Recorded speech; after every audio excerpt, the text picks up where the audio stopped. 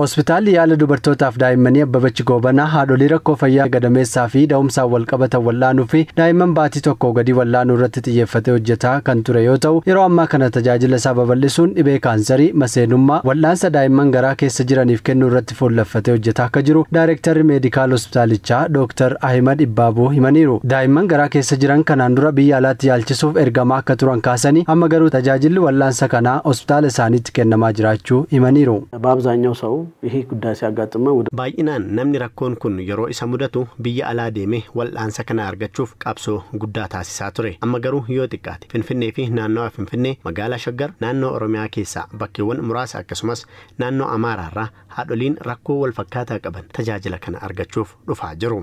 Tajaajila speciality dabalata tajaajila sub speciality jedhamu. Isa waa'ee daa'immanii fi daa'ima garaa keessa jirtuu fi haawwan irratti kan xiyyeeffatu akkasuma feetoo maternal isa jennu tajaajila yaala kaansarii yookaan onkoloojii isa jennu san jalqabsiisaa jira.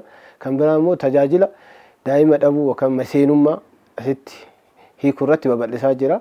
Buufataalee fayyaa naannoo isaanii jiranii fi magaalaa Shaggar keessa jiran waliin qindoominaan hojjechuun du'aatii haadholiif daa'immanii hir'isaa jirras jedhan Dr. Ahmed. በጣፎ ጤና ጣቢያ ላይ የኦፕሬሽን መስሪያ ታይተር አዘጋጅተን buufata fayyaa xaafotti wiirtuu baqaqsanii wal'aanuu qopheessineerra. Guyyaatti hakiimota ispeeshaalistoota ta'an lama erguudhaan hospitaala keenya keessatti kan barataa jiranis erguudhaan tajaajilicha sadarkaa guddaatti ol dabaluudhaan yaala barbaachaaf warra gara kana dhufan xiqqeessineerra. Hawaasni keenyas tajaajila gahaa argachuu isaatiin muuxannoo itti arganneerra. Hospitaalli yaala dubartootaaf daa'immanii Abbabachi Goobanaa kenniinsa tajaajila isaa fooyyessuun baatii tokkotti qofa namoota 1,200 ol keessummeessaa jira kan jedhan ammoo Daayirektara Qulqullina Hospitaalichaa Dr. Waganee Asaffaati. Hojii hospitaalichi hojjetaa jiruun duutii haadholiif daa'immanii akka xiqqaachaa dhufe siman.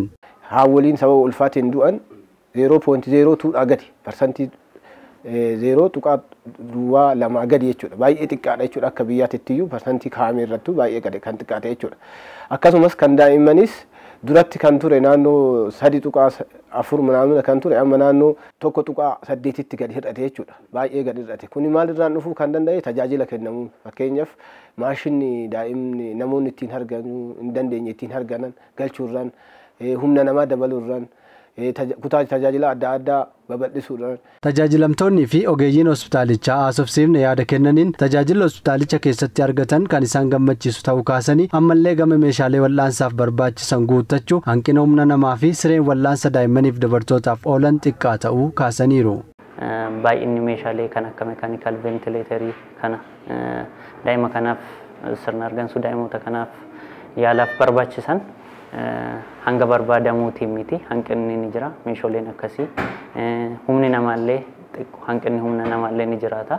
Haalli tajaajila isaanii baay'ee gaariidha. Gammaatti kan hin arge baay'ee gaariidha. Haaluma gaariidhaan nu keessummeessaa jira. Xiqqoo dabaree irratti hin baay'ata namni. Riifariin illee warri as dhufan jiru waan ta'eef isa kana otoo keessummeessitoon dabaree sirriitti nu eegsisanii baay'ee gaariidha. ንጽህናው ቁልቁልኒ ኢሳ ተጃጅል ኢሳን ከነን keessumatti ammoo akka odeeffannetti kun gaariidha. Achitti fi asitti liyyuunati guddaan argachuuf beeka. Daa'ima irratti kittilli isaan godhan gaariidha. Irratti irreen daa'imatti akkamitti akka daa'ima harma kennuu qabnu giddi harma haadha akka barbaachisu nu dirqisiisanitti amma harmi kiyyaa micayyoo duraa hin hoosisne hin jenne nu waan hin dandeenye hin qabnu naan jedhe dooktoricha jechuudha. Agartee amma hodhaa jirti naan jedhe.